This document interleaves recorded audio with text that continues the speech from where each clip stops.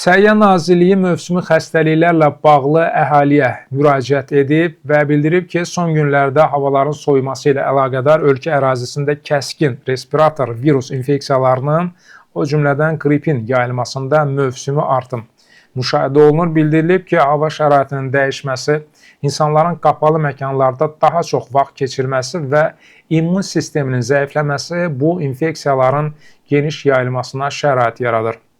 Hazırda əhali arasında ən çox rast gəlinən kəskin respirator virus infeksiyaları adətən yüksək hərarət, öskürək, boğaz ağrısı, ümumi halsızlıq və bəzən ağırlaşmalara səbəb olur.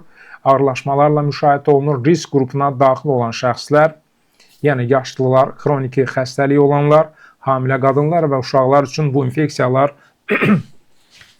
daha ağır fəsadlara səbəb ola bilər. Kəskin respirator virus infeksiyalarına qarşı mübarizədə profilaktik tədbirlər, xüsusilə peyvəndlənmə mühüm rol oynayır. Müraciətdə vətəndaşlara şəxsi gigiyena qaydalarına riayət etmək, əlləri mütəmadi olaraq yumaq, qapalı və sıx məkanlarda tibbi maskalardan istifadə etmək, xəstəlik əlamətləri müşahidə olunduqda evdə qalmaq və özünü müalicədən çəkinərək vaxtında həkimə müraciət etmək tövsiyə olunur.